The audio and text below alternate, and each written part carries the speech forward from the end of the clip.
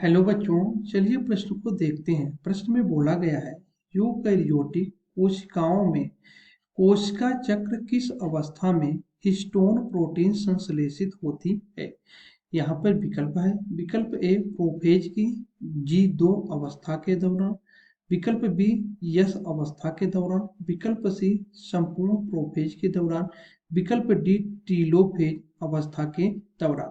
तो सबसे पहले हम प्रश्न में देखेंगे मुख्य अवधारणा। तो यहाँ पर मुख्य अवधारणा हो जाएगा। मुख्य अवधारणा में हम लिख सकते हैं यूकैरियोटिक कोशिका, क्योंकि यहाँ पर यूकैरियोटिक कोशिका की बात की गई है।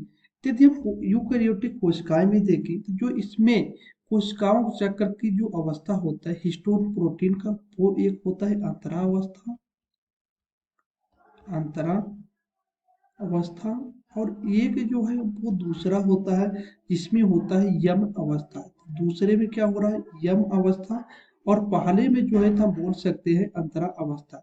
यदि हम अंतरा अवस्था में देखें तो इसमें जो है तो तीन निर्माण होते हैं। एक होता है जीवन का, और एक होता है यश का, और तीसरा होता है G2 का। तो यदि हम यहाँ पर जीवन की बात करें तो जीवन में जो है वो निर्माण होता है आरएनए और प्रोटीन का। जीवन में जो है तो आरएनए और प्रोटीन का निर्माण होगा।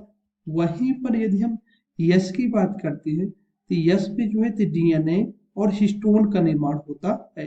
तो यहाँ पर हम होगा डीएनए का निर्माण हो जाता है यश अवस्था में, और साथ में जो है हिस्टोन का निर्माण हो जाता है। वहीं पर जो G2 की यदि बात करोगे तो G2 जो अवस्था होती है जिसमें M अवस्था का निर्माण होता है।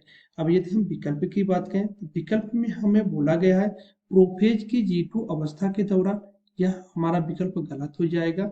यस अवस्था के दौरान, तो यहाँ पर बोला गया है यस अवस्था के दौरान, यह विकल्प हमारा सत्य हो जाएगा।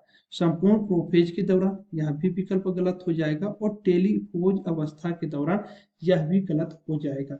तो मुख्य अवधारणा के आधार पर हमने सिद्ध कर लिया है कि दिए गए प्रश्न में विकल्प बी यस अवस्था के दौरान सही जवाब हो जाएगा। मैं आशा करता हूँ आपको समझ में आया होगा। धन्यवाद।